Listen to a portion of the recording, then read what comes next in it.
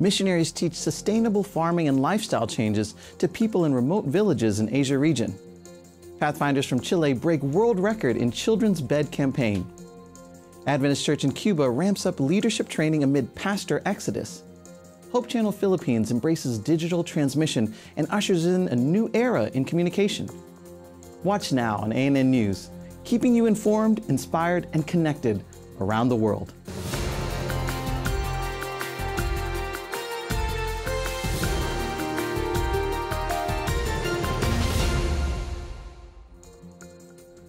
Nestled in the rugged mountains of the Philippines are remote villages grappling with isolation.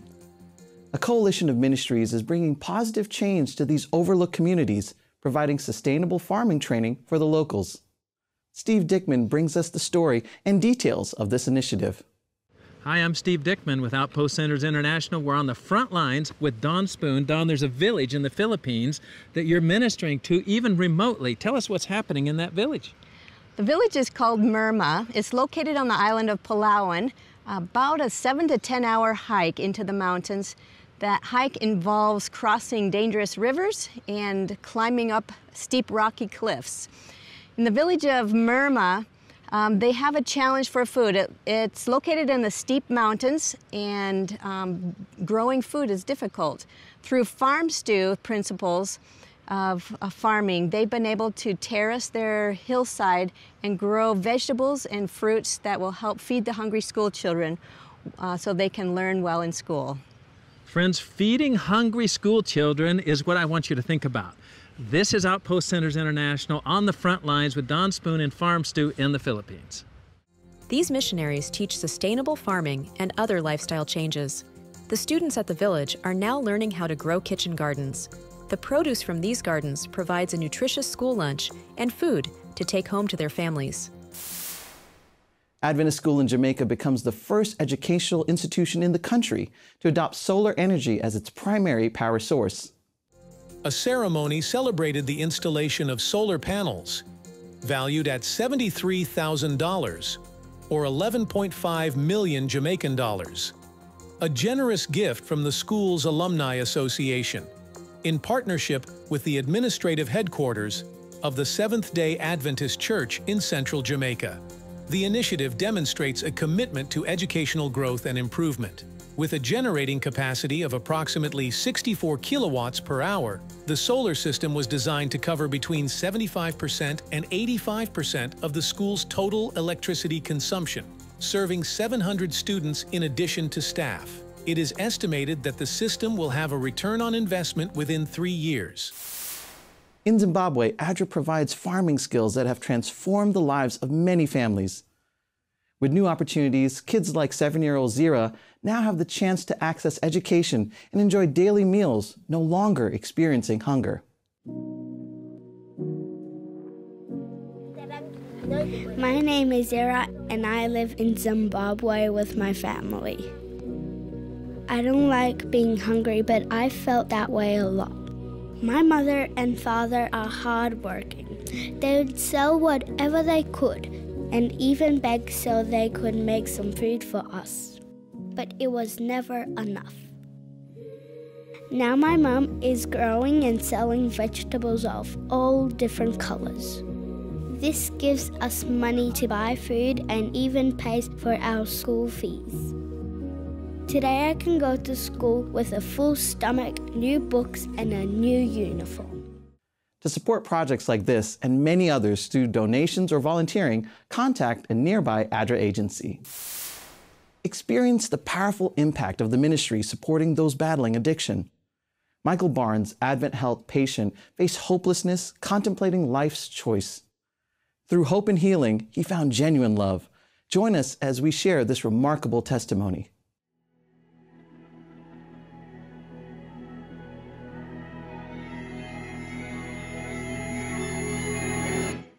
My whole life was nothing but pain. I don't really remember too many happy times as a kid, or I don't really remember being happy. I remember doing what I had to do just so I wouldn't get yelled at, so I wouldn't be told that I wasn't good enough. I was always trying to make everybody else happy. I never really got to live the life that I wanted to.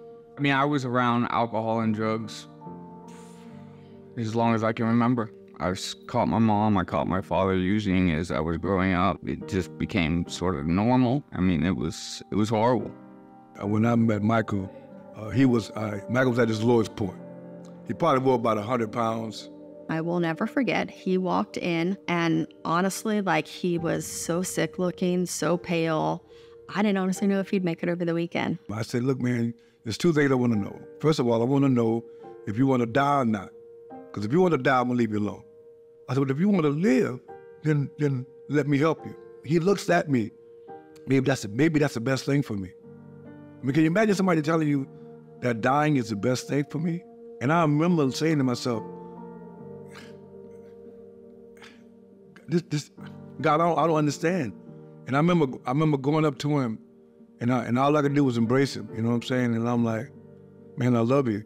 Please.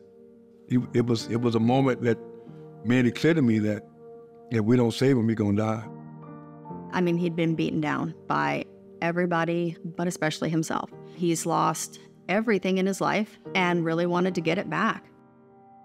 Haley would have been my second oldest. She ended up passing away whenever I was locked up in prison. She was just like me, which was great and horrible all in the same. But while I was locked up, my wife they were going to get something from the store, and she ended up taking off her seatbelt while they were in the car, and they got into a kind of bad accident. I guess she hit her head on the windshield, and she never woke up. I never even got to say goodbye, and that's probably something like I'll never forgive myself for. Opiates numbed it all. They made me not hate that person that I saw in the mirror every time I looked in the mirror, because I couldn't stand the sight of me for a long, long time. My journey into getting clean was about a 3-year ordeal before I finally made it. I went to detox probably a dozen, maybe more times, in and out of rehabs repeatedly. I knew that I wanted it, I just didn't know how to do it. Hope and Healing was the best thing that ever happened to me. The people here at Hope and Healing actually cared about me, actually cared about whether or not I lived or died, even whenever I didn't. And I hadn't had people in my life that actually cared about me as a person instead of me as somebody, as a means to an end. The best thing I can say is, like, it loved me until I could finally learn to love myself again.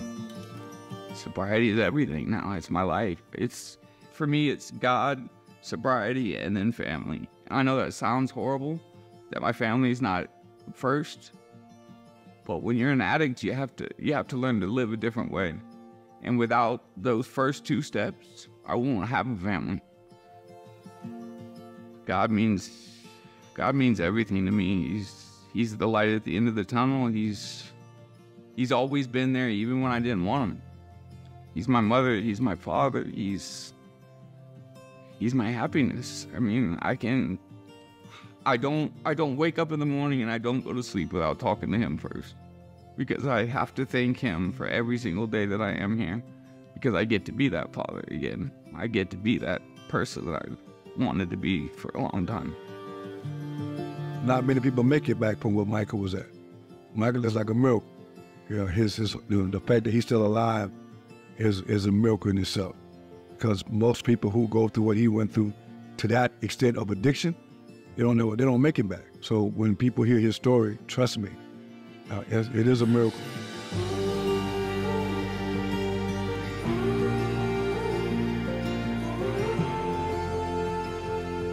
Sometimes we experience a lot of loss, a lot of letdown, a lot of sadness in this field.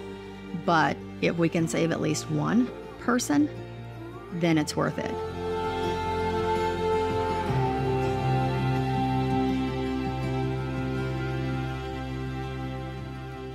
Because of Hope and Healing, I know that I have a chance again, as long as I can stay clean. I might not be the richest guy in the world, I might not have everything materialistic, but I still feel like the richest man in the world because I have a life again. And without hope and healing, none of this would be possible. Hope Channel in the Philippines achieved a historic milestone by transitioning to digital broadcasting, marking the beginning of a new era in communication.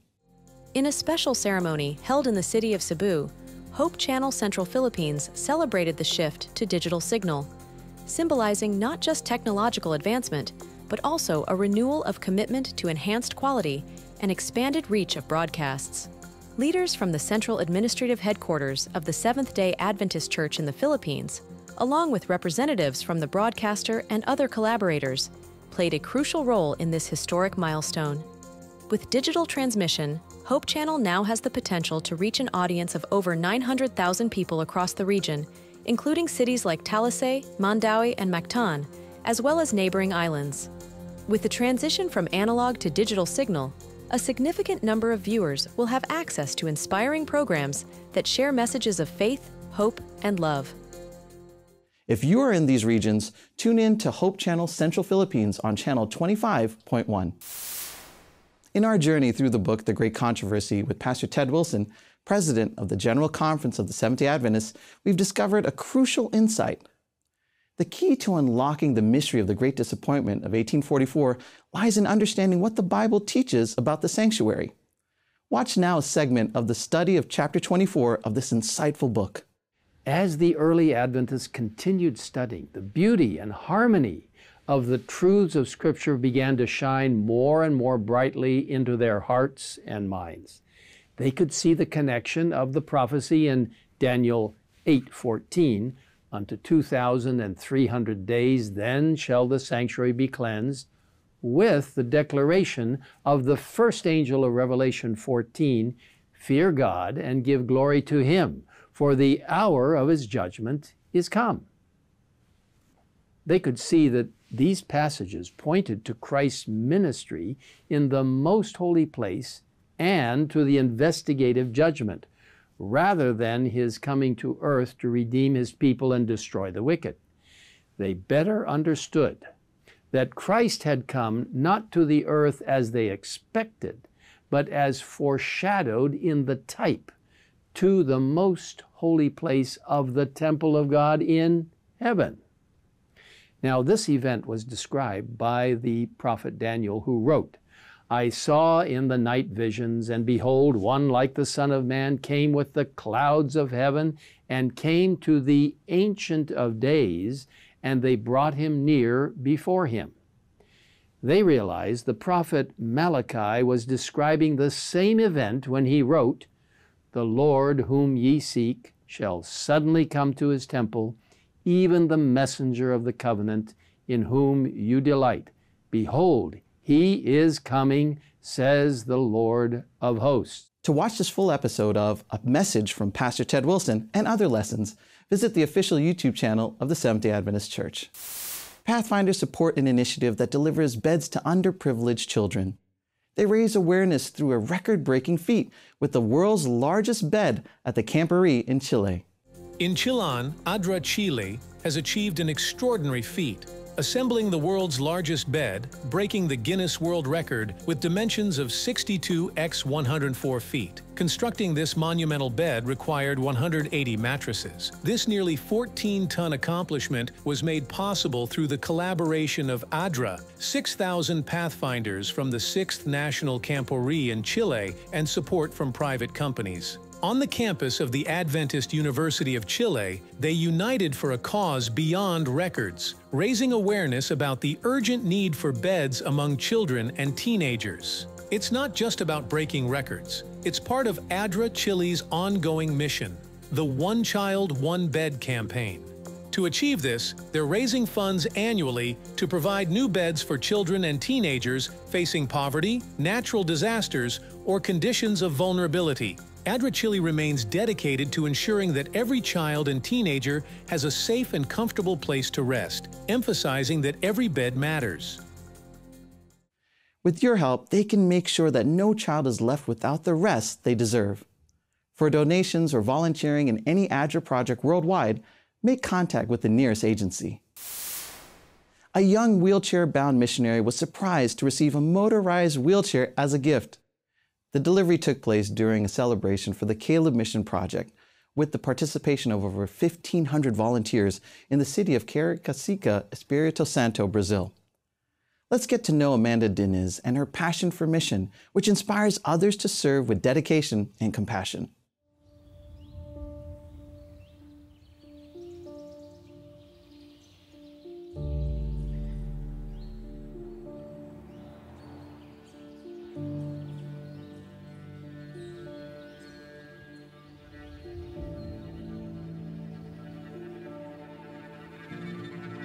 I am Amanda, and sharing my story is living the mission. My first years of life were marked by many surprises. I was diagnosed with myelomeningocele, which is a congenital malformation of the neural tube.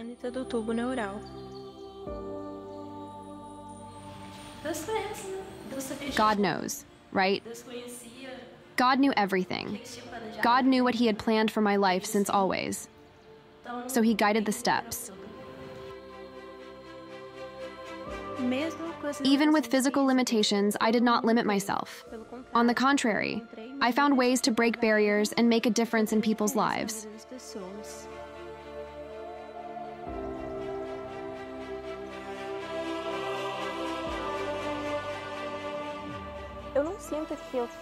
I don't feel like I have a limitation for being in a wheelchair. Of course, physically I do, but I don't feel that in my daily life. I don't feel that when I'm on a mission, because I have so much support from people, so much support from the team, that it's just a detail.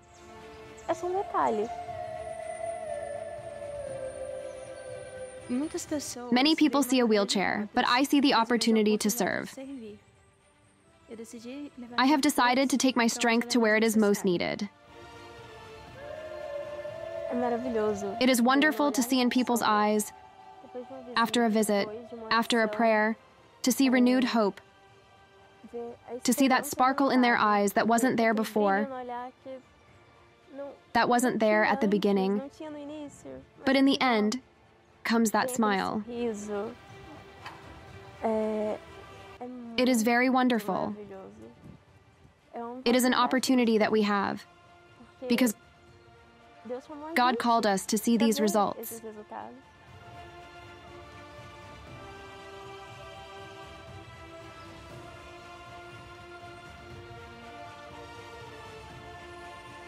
I can see this mission as a request from God to everyone, regardless of disability, regardless of anything. It is a mission that God has sent to every single person.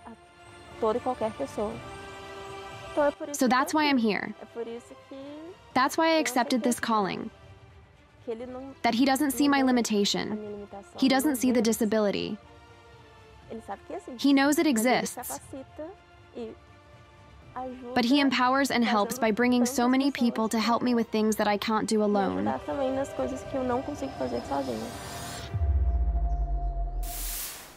Adventist Church in Cuba accelerates leadership training to offset pastor exodus. The Seventh-day Adventist Church in Cuba is stepping up its efforts to train young leaders in response to the increasing emigration of pastors and local leaders in recent years. Between 2021 and 2023, the multidimensional crisis on the island accelerated the number of emigrations, with a total of 44 pastoral families leaving since 2021. This departure represents 1/3 of the pastors leading at various levels. In response to this crisis, the church is training over 7,000 young people to take on leadership roles in local congregations.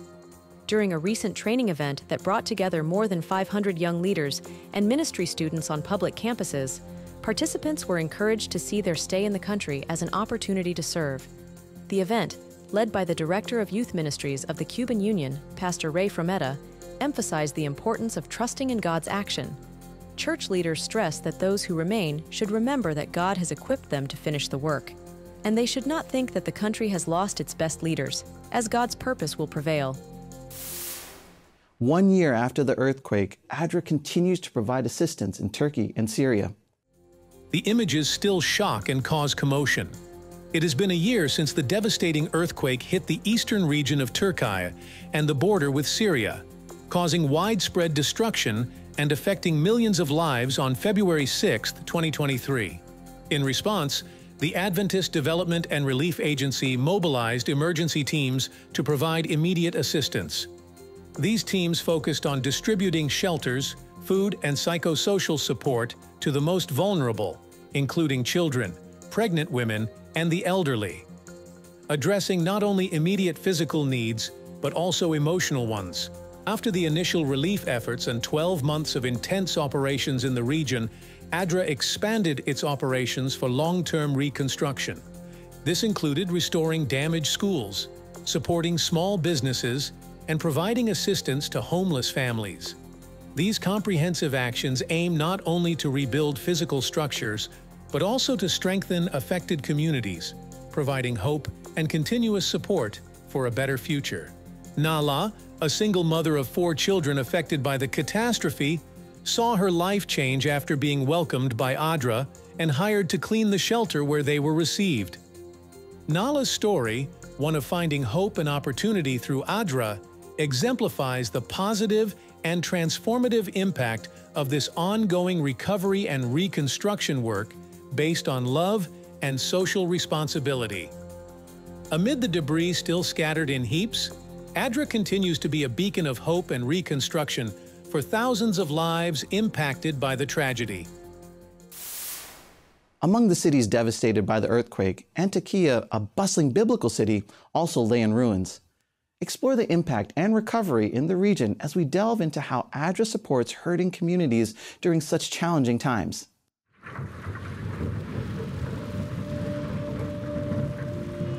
Many people lost completely their house. Some people, they didn't lose completely, but they cannot return to the house. In one night, everything changed in Antioquia. Much of the bustling biblical city of Antioch was reduced to rubble after a 7.8 magnitude earthquake hit southeast Turkey and Syria in February 2023. For devastating moments like these, the Adventist Development and Relief Agency, or ADRA, offers support to hurting communities. When you walk down the street of Antioquia, what's left, you see that everything's gone. From what I saw, I think 80% of the homes that are remaining are condemned. I think it was 2 days after the earthquake, we already received phone calls and emails and text from ADRA saying, how can we help? Adventist volunteers in Turkey were motivated to help. Just days after the earthquake, ADRA's experienced disaster response team worked with the volunteers to find the most effective ways to help earthquake victims. The team was stationed in Adana, the nearest city without excessive damage from the quake. Every day they packed bags with cleaning supplies, sanitary products, and food. The team then made the daily drive to Antioquia, distributing the supplies to families living in tents next to the remains of their homes. They helped people like Ali, whose home had partially collapsed, but whose family had survived. He explained how blessed he felt because directly next to his home was an apartment building that had fully collapsed, leaving only a few survivors. Even when experiencing great loss, the community in Antioquia showed selflessness and hospitality. We wanted to help, and this man was willing to help us. He said, I can tell you which families, how many families we have here. I can tell you where to bring, who are the most needed families. So we followed him and we were distributing 10 by 10, and his tent was the last one. So he didn't put himself first to make sure that he was receiving.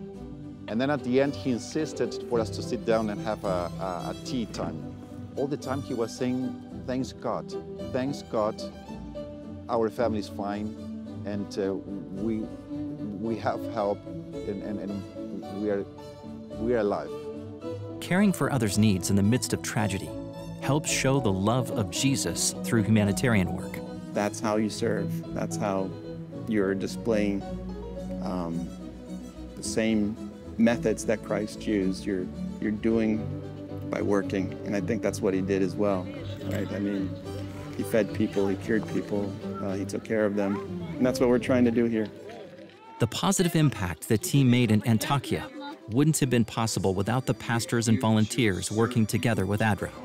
I think joining the churches ability to raise that volunteer base with ADRA's humanitarian expertise is just the most powerful thing. To date, we have reached over 7,000 people. No, I wish I had these volunteers on every emergency response that we take part in. I mean, they've been incredible. ADRA continues to work around the globe to alleviate suffering and show Jesus' love. Please pray for ADRA, as well as the remaining efforts to support those affected by the earthquakes in Turkey and Syria. Thank you for your support of mission all around the world. You've watched a selection of news about service, faith, love of neighbor, and hope carried out by the Seventh-day Adventist Church worldwide. Present in over 200 countries, the denomination seeks to be the hands and feet of Christ through its members, leaders, administrative headquarters, institutions, and support ministries. You can access other good news by joining the official channels of the Seventh-day Adventist Church on YouTube, Instagram, and Facebook, and explore the ANN website at adventist.news. Share your faith story and leave your prayer requests on our channels. We have a team praying for you 24/7. Before I say goodbye, I would like to leave you with excellent news recorded in the book of Psalms, chapter 92, verse 4. For you, Lord, have made me glad by your deeds. I sing for joy at what your hands have done. Study the Bible daily to learn about other wonderful promises of hope. God willing, we will meet in the next edition of ANN Video. Until then, God bless you.